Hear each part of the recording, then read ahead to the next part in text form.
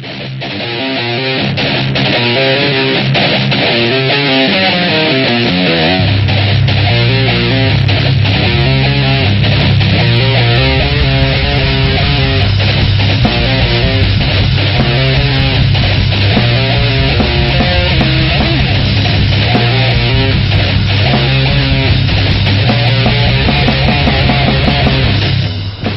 are now listening to the Region 10 Report with your host, SusannePosel from OccupyCorporatism.com, where the alternative media gets their news.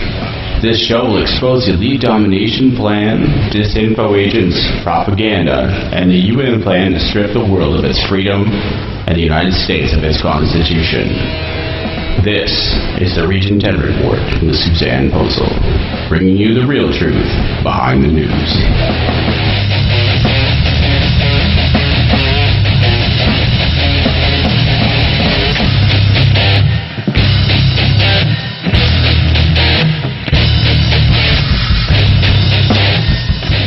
Hello everybody, thank you for joining us. Hope you're having a good evening. This is SusannePosel. You're listening to the Region 10 Report. I am joined by my co-host David Posel. Tonight we are going to discuss directed energy weapons. I want to discuss the Iron Dome. I also want to discuss other directed energy weapons that we've heard about in the news, and they've kind of been downplayed so we don't think anything of it, but this is free energy microwave directed energy technology that is being used, weaponized against us.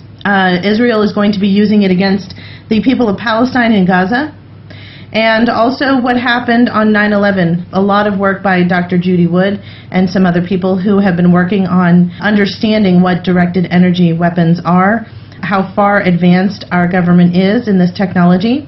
So if you are interested in Dr. Judy Wood, you can go to drjudywood.com. You can also go to wheredidthetowersgo, wheredidthetowersgo.com.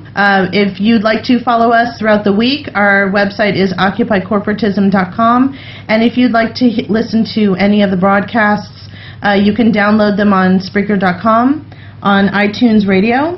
You can also go to radio.occupycorporatism.com, and you can listen to any of our broadcasts, including the real news report that is broadcast on RBN.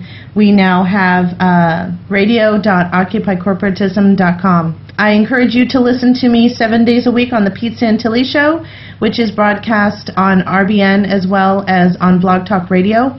His website is thePeteSantillyshow.com. And I perform the Bunker News Break. We read news, we laugh, we have a good time.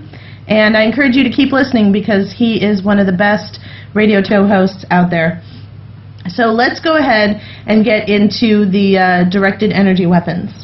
Now recently, we heard about the U.S. government giving the Israelis the Iron Dome. And the Iron Dome is very misleading because it has directed energy weapon capabilities, but it also has Patriot missile capabilities. Yeah, the Patriot missiles are really the cover. That's how they initiated this and said, okay, this is just a missile tracking and defense system. And we use Patriot missiles and other types of missiles to intercept incoming targets. And with our new research, I think that's quite misleading, like you said. So it was confirmed that Israel has initiated the attack on Hamas, and in Gaza, where they're killing Palestinians. The action began as the Operation Pillar of Cloud, which is a reference to a very carefully planned military endeavor. And this carefully planned military endeavor includes using directed energy weapons. So on OccupyCorporatism.com, I would like to direct you to an article that I wrote, Israeli Attack on Gaza Excuse to Test U.S.-Funded Death Ray, called The Iron Dome. And inside that article is a rare video of what the Iron Dome is capable of doing. See, the directed weapons energy technology will create an energy force field around whatever area the weapon system is securing. And it's invisible. We cannot see this. But on the video, when you go to the website, what you will see is these rockets that have been shot from Gaza heading toward Israel. And once they hit this energy field, they disintegrate. They don't they don't shoot up a Patriot missile and intercept these 2 rockets and blast them out of the sky, because that would mean that there would be remnants of the original missile. Well, both missiles would fall out of the sky. There'd be shrapnel everywhere. These 2 missiles literally come flying through the air, and then all of a sudden you hear pop, pop, and they disintegrate into black dots in the air, and that's it. And I had to watch it a few times to really understand what I was seeing, because that doesn't make any sense to me. When something explodes, there is a fallout, correct? When we blow up a building, it comes down. There's a fallout. Something comes down. I mean, it's obviously made out of something. Even if it explodes, even if it were a conventional explosion like it's intended to do, all of those pieces would still be there. I mean, you can go, to south of Los Alamos, where they tested our first nuclear bomb here in the United States, and there are little tiny pieces of stuff all over the place, and you can go pick it up right now. Right. So what we are seeing is something absolutely 100% unequivocally completely different than anything that we've seen before. These 2 rockets, I have to say it again, folks, please go watch this video. They fly in through the sky, and they hit this energy force field, and they disappear. They disintegrate. Now, when I was watching this, it reminded me of something else that disintegrated, and that happened 11 years ago. On 9/11, we thought we saw 2 towers, the Twin Towers at the World Trade Center. We thought they fell. We thought we saw them fall. In fact, a lot of 9/11 truthers have been telling us for the last decade or more that they fell. A lot of people who are prominent in the alternative media swear that they fell. So the evidence of thermite, and we'll get to what that meant. We'll explain that to you later on in the broadcast, but the evidence of thermite happens to be their smoking gun, that the controlled demolition and Building 7 is evidence that this was a controlled demolition, and therefore the buildings were brought down because they blew them up like they blew up the Moore building. Yeah.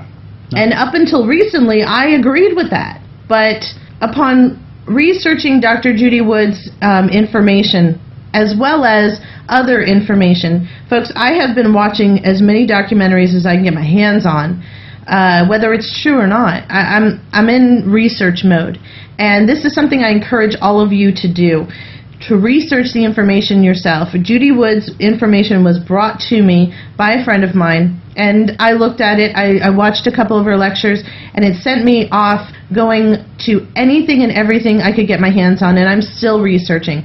But I've come to some strong conclusions, and that's why I'm bringing this episode to you today, because I want you to understand what I have come to understand and what I'm still learning, because as I'm learning more, I'm going to keep bringing this up, because directed energy weapons is something that they have been talking about since the 1980s. The U.S. government and the Russian government have had this undercover fight to get to the directed energy weapons. Who's got the biggest, who's got the baddest, and who's first?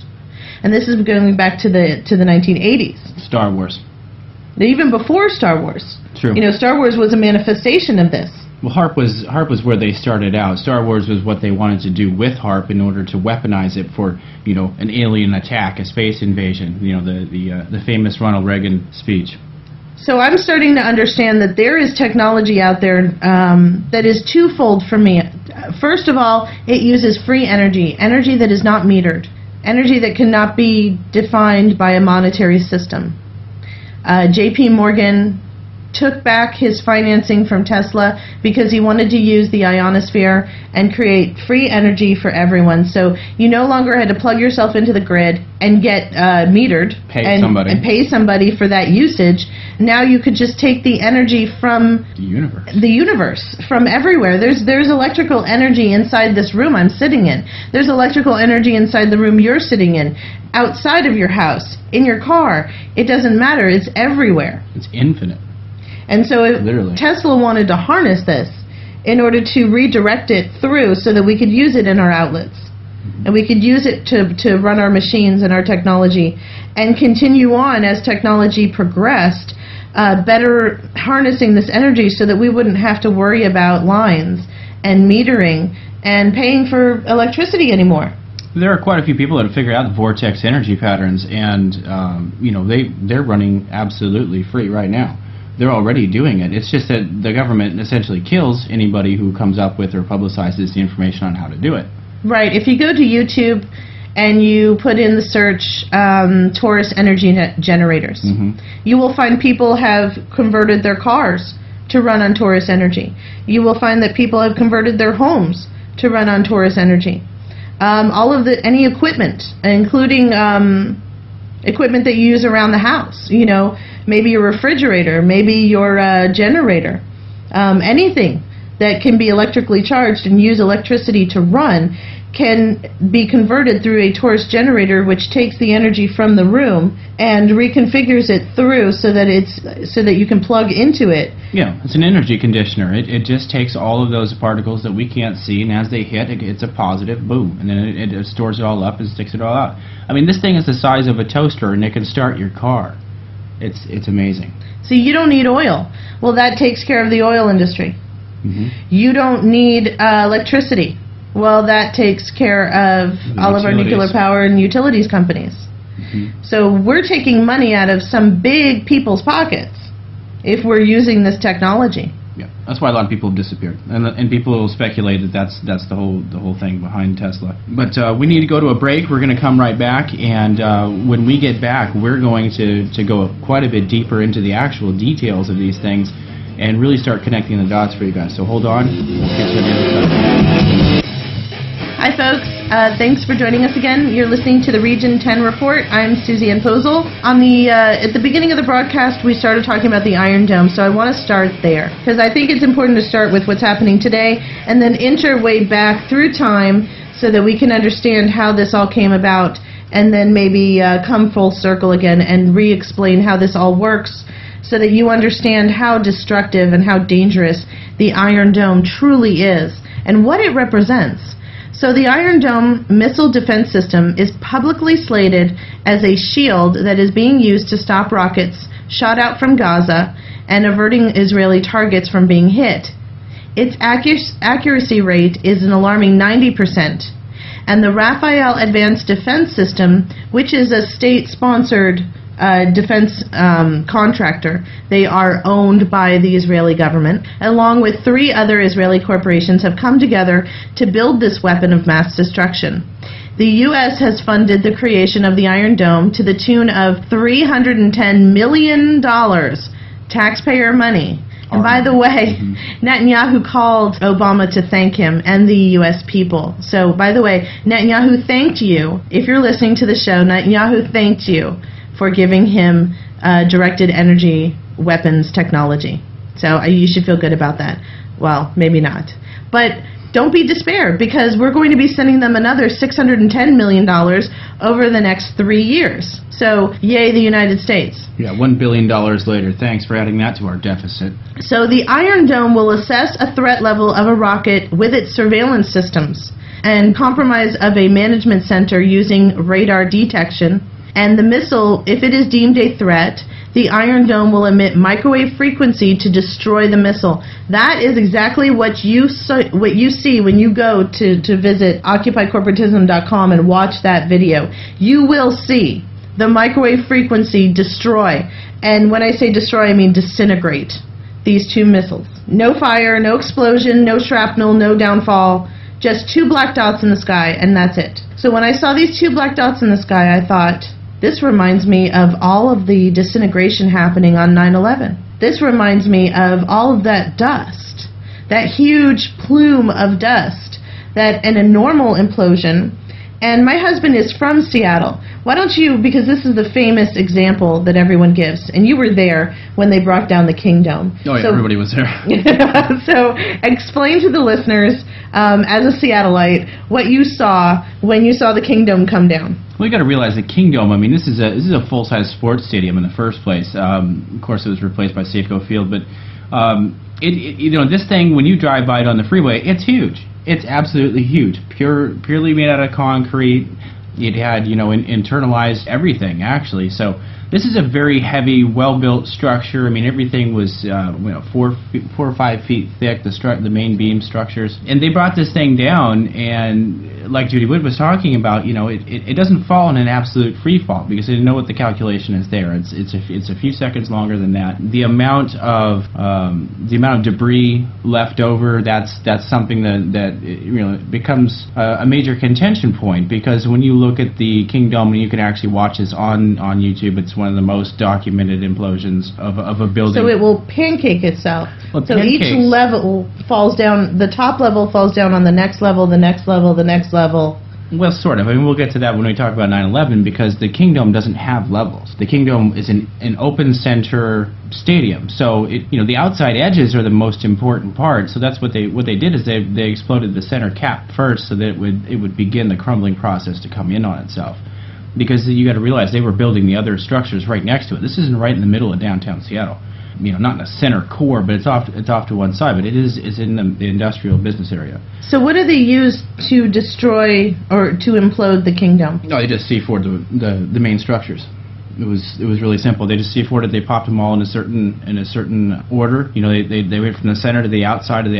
It destroyed itself. But when you look at the debris, there were major timbers still. Timbers, beams, still in the center. They were intact. There were chunks of this building all over the place. Not a lot of dust. Right. Well, the dust cloud doesn't rise higher than the original height of the building, but possibly up to a third more. And that's true. You didn't see a whole lot because the particulate matter in an explosion, this is really just cracking rock and steel and breaking it down into smaller pieces. This is like, going out and smashing something with a hammer. It's not going to leave a bunch of dust. When you look at what happened in the King Dome, and we're understanding that it's a compromised example because it's not an actual building, it has a lot of open areas, kind of like an atrium would have. It's got an open center. And so it doesn't have a lot of levels, but that is the example that I see everybody using on YouTube, and a lot of 9/11 truthers use the King Dome as an example. So because you said it was one of the most televised implosions, Yeah. So how does this relate to what happened on 9/11? Because I wasn't there, but I remember my mother calling me, saying, turn on any channel, it doesn't matter. And literally, it didn't matter. Any channel that you turned on was the exact same thing. Even cable television was showing it. And I remember watching the second plane fly into the building. And I remember, because when I had gotten to the television, the first plane had already hit, and I thought I was watching a movie. And then, after some time, 7 hours later, right, we see the buildings, and this is probably the last time you're ever going to hear me use this phrase, guys. The buildings come down. The buildings came down in 108 minutes, but the Trade Tower 7 came down later on that afternoon. Yes. Okay. So that was the 7 hours. So we were watching this fiasco, this scenario unfold, and I saw with the Iron Dome the disintegration of 2 rockets. These 2 missiles that are not small. They're about how long would you say that they are? I'm 5 foot tall. How long would they be? Well, they're probably no, actually they're much bigger than that. It's deceptive. When you get right next to something, it's a lot bigger than what it looks like from a distance. I think that a standard rocket is probably a good 25 feet or so. Okay, so a 25-foot rocket disintegrates into a tiny little cloud of black dust. Yeah. In the middle of the air. No fire, no nothing. No fire, no explosion to make that happen. It gets to a certain point in the air and then it disintegrates. And then the one behind it does the same thing. All right. So we see the buildings disintegrate, right? Right in front of our eyes. Yeah. So how should we start this explanation for people? Well, I think that's really kind of where the example of the King Dome ends, because the King Dome was just a straight implosion. It's pretty simple. It went, it became a bunch of chunks. And I think that's really where the similarities end. When you look at the Twin Towers, there's a whole different situation happening here. Those chunks that were falling, as Judy Wood points out, are just basically disintegrate. They don't even hit the ground. 100 stories later, it's not even there anymore. It's gone.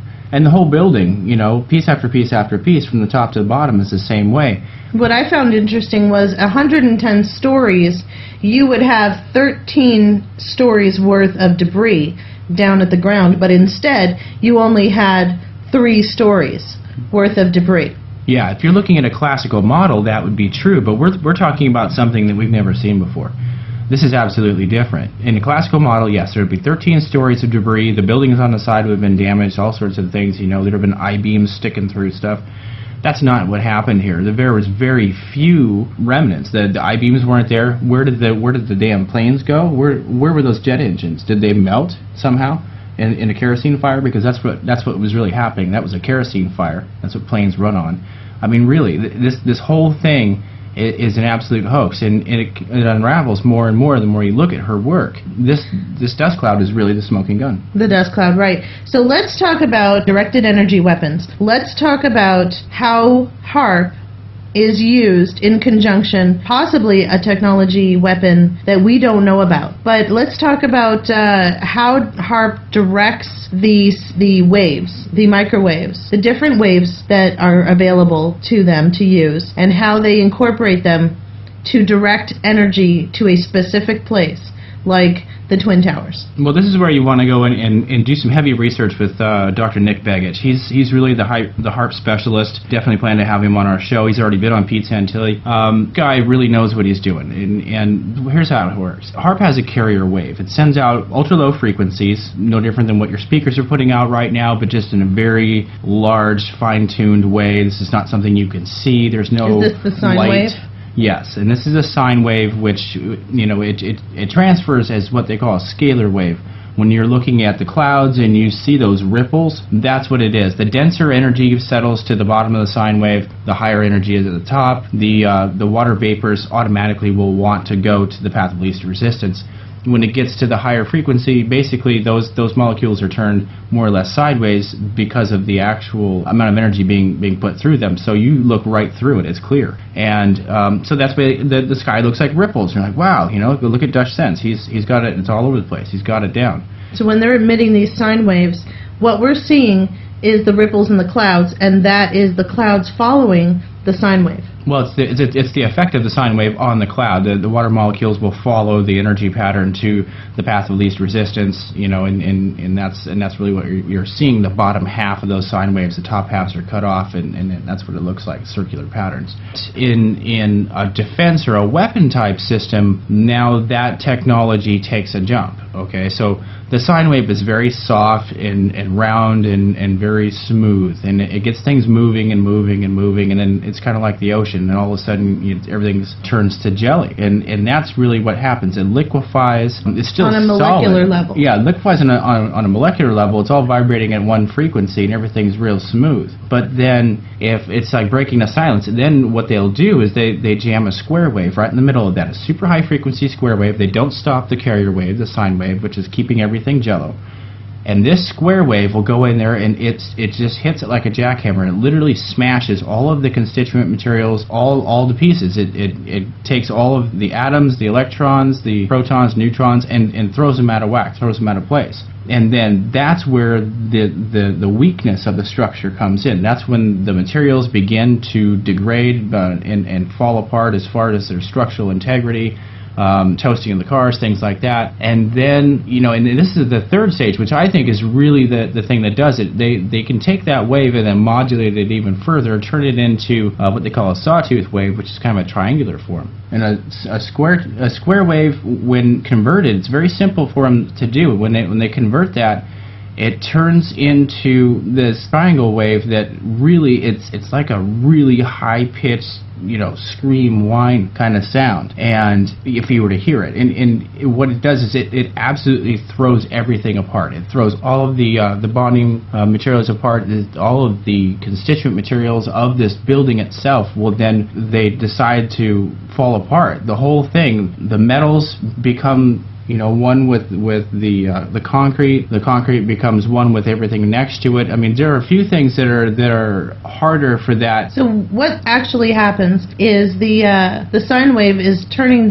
molecularly, the sine wave is turning the building to jelly. And then they jam these other frequencies into the sine wave. The square and the jigsaw. And this explodes it on a molecular level, which the manifestation physically is the dust that we were seeing, correct? Yes, it brings what looks like a solid material down to base molecular level. It throws it all apart, and it becomes smaller and smaller and smaller particles, nanoparticles, whatever it is, down to the atomic level. And then when they're out of the sphere of influence of this wave pattern and they try to reconnect, there's nothing to reconnect to.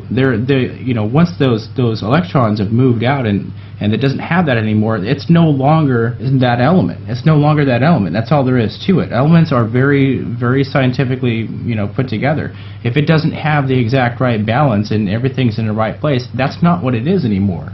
It's just a base material. Right, so we wouldn't see the airplane anymore. We wouldn't see the chairs. We wouldn't even see the structure of the building or the people in it because they are no longer chairs and people and buildings and planes. Well, yeah, dust to dust. It all falls back to its original constituent materials. It's just like space dust. It's no different. So when we saw these buildings come down and we saw these pieces falling from the sky and or falling from the building, and if you watch the videotape that Dr. Judy Wood brings, there are steel beams that start to come down, and as they start to fall, they disintegrate into thin air and into nothing. And you can see that on the videotape. You can see the huge chunks of the side of the building falling within the dust, and as they fall, the faster they fall, the faster they dustify. So explain, what are we witnessing when we're seeing that, when we think that we're seeing pieces of the building coming down, and they fell down like Dr. G. Wood explains, like you peel a banana? Is that indicative at all of a controlled demolition? No, what that is that's the metals trying to get away from the emanation source of the frequency.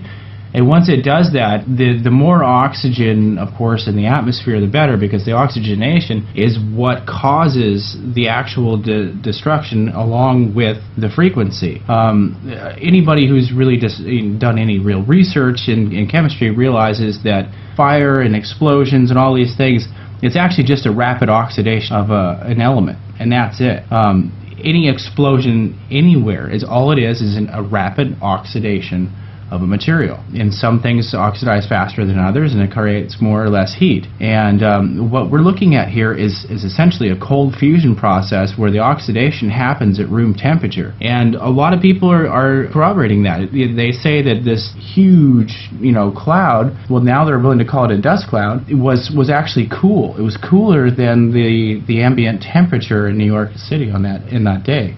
Right, so if you had an explosion that would take a huge source of heat, and you would think that everything surrounding it or affected by it would be hot. Oh yeah, it burned everything. And so they're saying that this wasn't the case. But it didn't. No, there's papers flying through the air. I mean, it didn't happen.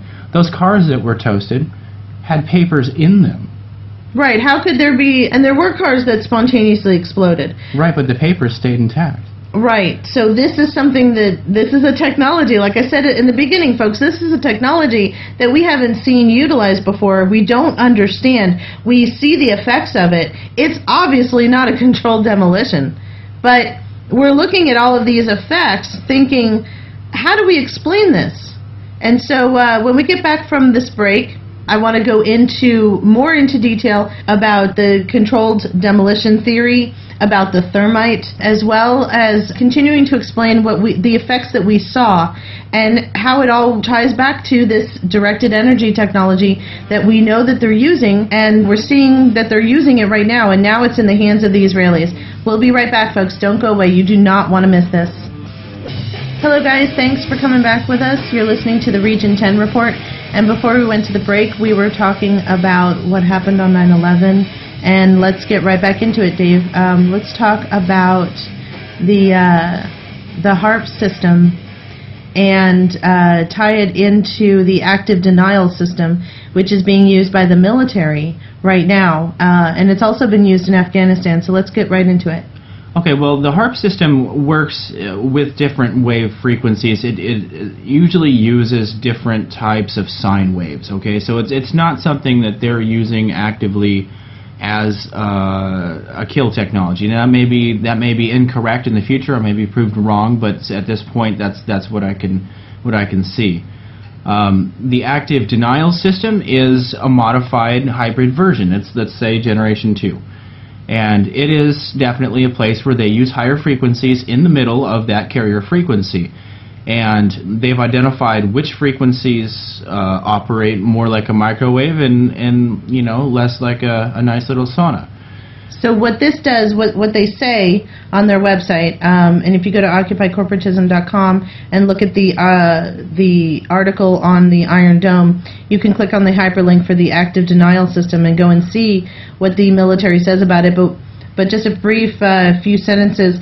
They say that it heats up the water molecules in your skin and causes you to move out of the way. You have to move out of the way because literally you're starting to cook from the inside. That's absolutely true, actually, and that's precisely what's going on. Water molecules will cook faster. It obviously vibrates, like if you've seen the Emoto experiments, it vibrates very well sympathetically with whatever's going on in the environment. So that is what's going on. But they claim in these systems that it only goes 1/64 of an inch down or whatever. It's not actually going to cause any major harm, but there is quite a bit of proof to say otherwise. And the active denial system that they were using in the Afghanistan, in Iraq, Iraq as well. But Iraq is where there were major reports. I mean, the doctors were like baffled. What the heck is this? What's going on? There are people that are absolutely burned. There's no bullet holes. There's no shooting. There's no sound. There's no nothing. All of a sudden, they got half their face cooked off. I mean, down to the bone. These people, it's absolutely disgusting what they did to these people. This technology, this active denial system, and they're denying it actively that they even have it, or they're using it at this level. But it is possible. I think this is what's going on right now with the Iron Dome. I think that they've got a 3.0 version of this, where they've got a much larger unit, very different frequency tones that they're using inside of that. Maybe, like I was saying, 3-stage tones like in 9/11, and they're using these to just absolutely destroy anything in their path, and it works. It absolutely works. I mean, up to miles away. So let me tell these people about the Boeing Phantom. In Boeing's Phantom Works, they have brought the Counter Electronics High Power Microwave Advanced Missile Project, or CHAMP. This is being tested in the Utah desert at the Utah Test and Training Range with the assistance of the Hill Air Force Base. And this is technology that will allow the government defense authorities to use beams of microwave technology to destroy targets without causing collateral damage. CHAMP emits bursts of high-powered energy that not only knocks out electronic subsystems, but also directs selective high-frequency radio waves that can strike multiple targets in a single session. Wow. See, that's even better. So it's widespread. They can get multiple targets at one time. Now, doesn't this remind you of 9/11? How many towers went down? Several. Right.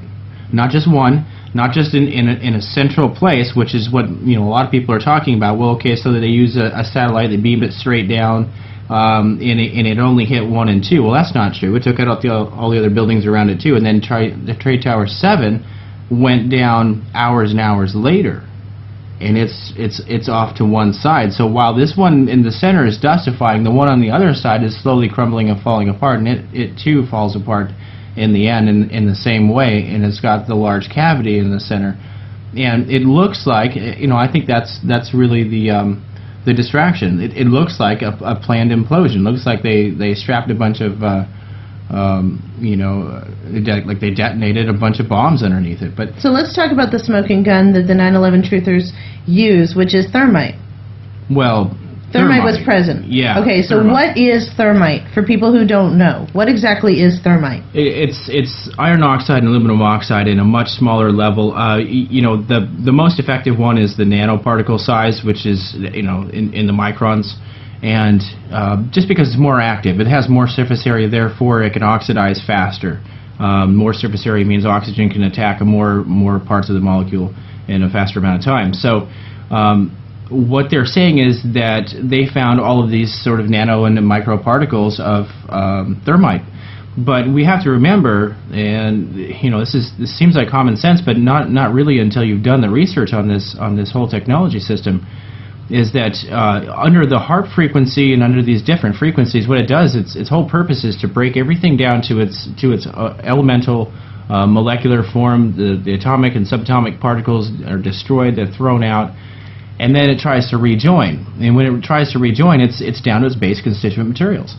So we now have nanoparticles. That's all that can rejoin. What didn't get completely obliterated and turned into space dust is still aluminum and iron.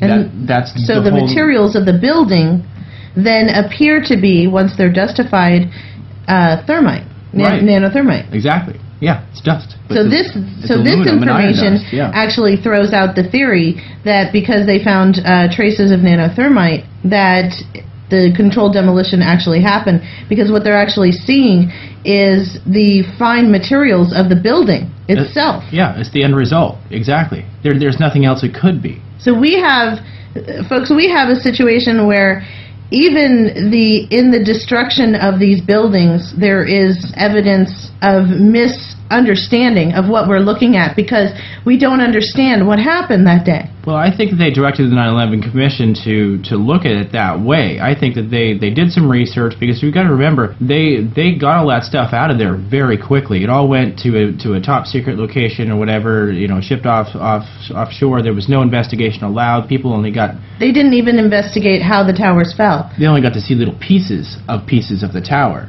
What was left, the solid constituents that were left of the tower, which were not directly affected, let's say, from this thing. They may have taken the corners that didn't even get affected and said, okay, here's this, so that when you look at it under a microscope or on a molecular level, you don't see anything wrong. It all looks normal. But in reality, the thing you should be looking at's up in the sky. So what about these toasted cars? Because they weren't just found across the bay. They were found directly in front of the building. I mean, a line of cars completely toasted, except, like you said earlier, there was paper inside the cars, all strewn all over the floor, all over the ground, surrounding the cars. So if there was an explosion, wouldn't paper be combustible? Oh, it would have been gone instantly, yeah. I mean, just by being close to it, that would have happened. But here's my theory on this, and I think this is probably pretty valid, is that the inductive frequency that was put into that building went through the main wires. Now, you've got to realize, on a high-rise, the wires are the size of your car that run this thing. I mean, it goes straight from the power company right into their underground. That supply line, wherever it went to and came from, that is probably how this happened. I think that the inductive frequency that they shoved into that building went through those wires backwards, and it actually created an electromagnetic resonance around it. It creates a sort of an electromagnet, and whatever was on the street directly above those wires ended up getting hit by that frequency, by a sympathetic force. And what's the most solid, most magnetic part of a car? Well, it's the engine block. Everybody knows that. You pull up to a stoplight, you see those round things in the ground. That's what that is. It's something that reads the magnetism of your car. It wants to see your engine block. When it sees your engine block, it switches the light, and it goes green, and you go. So this is the same sort of thing. It seeks it out. It finds the heaviest targets it can. It brings it to it and melts it by way of frictional force, and that's what you get. I mean, but all that stuff falls apart under heavy electromagnetic frequencies. And I think this is how the cars at such a distance had, more or less become toasted, like she says, where the front half of the car is absolutely obliterated, melted, gone far beyond belief. The metal has no structure left whatsoever, spontaneously combusted. And the back half of the car still has the wax, and it's perfect. And you can open the doors and close them, and everything's fine. So just so everybody knows, directed energy weapons emit energy aimed in the direction of a target by transferring energy through a directed beam. And this energy could be electromagnetic radiation, particles with mass, or sound or sonic weapons. Now, microwave guns that are sanctioned by the U.S. government, which are directed energy weapons, include the active denial system, which we spoke about. It claims to use a millimeter wave source that heats the water in the target's skin and thus causes an incapacitating pain, so you literally have to get out of the way of this thing. The Vigilant Eagle, an airport defense system that directs high-frequency microwaves toward projectiles that are fired at aircraft. And supposedly we have these at our airports. And the Bofors HPM Blackout, a high-powered microwave weapon system which is able to destroy at a distance a very wide variety of commercial off-the-shelf electronic equipment. So it makes sense, right? Electronical equipment use wires, but they also use frequency. I think you're talking about an EMP here, where actually what it does is it disrupts the memory inside of the microchips, and therefore they no longer can function, because we've got to realize that microchips are just a series of transistors in a super micro format. You have to use a microscope to see them. And if they're not programmed correctly to do their function, they no longer function. That's it. They don't know what to do. They can't keep time. They can't retain their base programming. None of their functions work. So in the 1990s, the U.S. government patented an electromagnetic directed energy pulse launcher that utilizes Maxwell's equations, Maxwell's scalar waves equations to produce localized pulses of wave energy, such as electromagnetic or acoustic energy, which propagate over long distances without divergence. So what does that mean? Long distances which propagate long distances without divergence. Well, that's what I was talking about with the HAARP waves. These are very long, low frequencies, ultra low frequencies, which have the ability to penetrate, all the way through the Earth. As a matter of fact, they're using this for communication with submarines and things like that, because it doesn't see any solid material as a blocker. It's so long range and so low a frequency. It just goes through everything. So that's how they can keep the integrity of that wave over long distances. That's essentially how HAARP works. That's how it was created. So going back to some of the different systems that they have and that they admit that they use, and tying this into 9/11, the active denial system, where it heats up the molecules in your skin. When you watch some lectures from Dr. Judy Wood and some other people as well, if you go back and watch some of the videotape from 9/11, you see people jumping out of buildings. Yeah, and I think that's a very good point to bring up. They say that the active denial system only goes out a 64th of an inch, but we can see from Iraq and Afghanistan that that's absolutely not true. They get to make a choice whether they turn on the kill frequency or not, and it's very clear that they have the choice. In this system here, and we're talking about a massive system, enough to dustify a whole high-rise, 109 stories all at one time. I mean, I can't even imagine how much energy they had to put through there to do this. Now, anybody who has tried to cook an egg in a microwave knows exactly what happened to these people. And anybody who's put something on a paper plate knows why the paper didn't burn. So really, I think that's what's going on here. They use these super high frequencies in the middle of the carrier waves, which is no different than the active denial system that they're using in the military and for crowd control here domestically. And they just cranked the hell out of it. They used so much energy that everybody inside that building was being cooked. Right. Folks, let me take a short break, and we will get right back to this, because I want to talk about this even further so that you guys understand what actually happened, why people would jump out of a building. We will be right back. You're listening to the Region 10 Report. Hi, folks. Thanks for coming back with us. We have a few more minutes before our show's over. We have about 10 minutes left. So let's get back to this. These people jumped out of these buildings. Now, these people were married and had lives and had children and had everything to live for. And basically, at the point when they were jumping out of the buildings, these buildings there was no indication that they were coming down. No, not at all. I mean, the building was just smoking. As a matter of fact, it looked like the fire was just about out when they were doing this. But they were hanging out at, the 105th floor? So they're stripping off their clothes. Now, when we think about the active denial system and how it heats up water molecules and how it causes incapacitating pain that you just have to, there's no choice. It's an involuntary response. You are getting out of the way of this thing. But if they're being shot down from the top, from outer space with this directed beam down toward the building, there's nowhere to go, right? There is nowhere to go, yeah. And if the alarm system had gone off and the sprinklers had gone off, then their clothes were wet, and so they were wet. And so is it conceivable that this active denial system times an inconceivable amount of was hitting them, and they just literally had to disrobe. They just literally had to get away, to the point where they were willing to do something that on a normal given day they would have never thought to ever jump out of 105 stories to their death. That just wasn't part of their paradigm. It's a lot to consider. It's really a lot to consider that they were willing to do that instead of waiting it out. What it would take to just jump out of 105 stories knowing that there's no possible way you're going to make it. It really takes a lot, and it speaks very highly about what's going on here.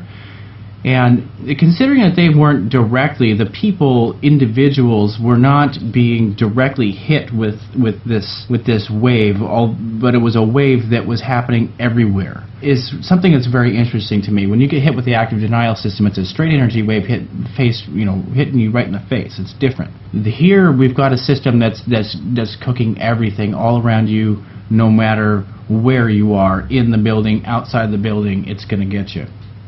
So I think that their skin may be burning less with less clothing on, of course, of being wet. So it's a way to slow down the effect. Of course, these guys don't know what's going on, but I think that that's exactly what's going on here. They would much rather jump out of a building to their death than die in the building with what's going on, what's happening to them actively right now. And so when Judy Wood did the math, she ended up at 1,600 people jumped to their death. Mm-hmm. That is a large amount of people to make the same conclusion while stripping off their clothing. I mean, if you're going to jump out of a building, that's one thing. But who does it half naked? Yeah, on different floors, all around, on all four corners. I mean, these guys, independently, they made the decision that this would be better than living inside that building. And like you were saying, there was no indication this building was coming down visibly. There were no explosions going on at the time. There wasn't people shooting at them or anything like that. So what's the motivation? What was the motivation to be breaking out the windows and hanging your body out there, taking off your clothes, and then jumping to your death? Why would that be better than being inside the building? Trying to get down. Yeah, trying to get out of it, trying to get out of the way. Right, trying to get down to the first floor is what I meant. So we've got a system here that uses a sine wave as the carrier wave. Then once you've got the sine wave directed at the building, it starts on a molecular level to liquefy the molecules by causing them to sway back and forth. And folks, think about it when you take your credit card and you want to break it in half. If you bend it back and forth, back and forth, back and forth, back and forth, eventually you're going to heat up the center of that bend and it's going to break. Yeah, just rip it apart, no problem. Right. When before you would have to use a pair of scissors in order to get through the plastic. Mm-hmm. So that's what this microwave is doing. It's bending just like the credit card back and forth, back and forth, back and forth. And then once they've got these molecules to the point where they are fluid, they jam another frequency, which would be like it's a square wave. The square wave. It's a jackhammer. It just hits everything inside. It just smashes everything apart on the inside, and then they use third stage, and it's more of a triangle wave, and that's what really just shreds it. It shreds everything. And so at the point when they use the triangle wave, is it possible that that's when we saw the actual dustification? That's when we saw the building actually falling apart? When they got to that third phase that we're surmising could have possibly been happening? That's the true activator. That's when all of the atomic particles start flying out. That's exactly what would be happening. And at this point, I want to point out something to everyone. There was a Category 3 hurricane sitting right along the coastline of New York that day. No meteorologist was reporting on it at all. It was a bright and sunny day. And folks, I'm a Floridian. Right before a storm, it's bright and sunny outside. It's nice. Because all the clouds and all the weather are inside that storm. So everything ahead of it is gorgeous. And it was a gorgeous day that day. But sitting right offshore was this huge hurricane. And now hurricanes are conductive energy vortexes, correct? Oh yeah, very heavy. Absolutely. That's what lightning is. If HAARP needed a little bit extra oomph, so to speak, right? If you wanted to capitalize on this energy vortex. Sure, yeah, they would add the two energies together. I mean, there's a tremendous amount of electromagnetic force in there. And yeah, they would have added the two together and just slammed that building with more energy than they've ever seen before. And I think that's a very good possibility, but it's not something that we are able to confirm yet. But we're definitely on the trail. Yeah, because you've got this funnel cloud because the swirling winds have the eye of the storm, and that's the center of circulation. That's where most of the damage happens. And the part of it that we can't see, the energy part of it that we can't see, is swirling up vertically. Yeah, there's a central particle beam that goes straight to the ionosphere. So Exactly, and that's where HAARP is doing all of its collecting of energy, right? Mm-hmm. So it takes that, and it adds it together, multiplies it, and sends it right back down. So HAARP is on the left, buzzing up the ionosphere. The hurricane is on the right, sending beams of energy into the ionosphere. HAARP then grabs that center of circulation energy and its own energy that's been concocting, and puts it together and then directs it down. The use of a satellite? Well, it would be the use of a satellite, or they could just, maybe there's a lot about HAARP that we don't know yet, and that's very much on purpose. And this is a much more complicated version of HAARP. So we don't really know, but certainly it is directed, and maybe they bounce it off the ionosphere, maybe they use satellites. There's no real way to know because they're not willing to release any of the information. But so is it possible that HAARP is the accessory to the crime and not the actual murderer? Is it possible that there is a technology that works in conjunction with HAARP that we don't know about? Oh yeah, it's more than possible. It's almost guaranteed. Okay, so this mystery technology that would have its own physical manifestation, right? Like HAARP has you can go and look at HAARP, right? If you go to Alaska, you can go and take a look at it. Mm-hmm. Well, there are a lot of mini HAARP units, though, all along, and many countries have them now. Yes, they do. Russia and China, as well as some of the South American countries, there are HAARP installations as well. Mm-hmm. So you've got all of this coming together. You've got the dustification of the buildings.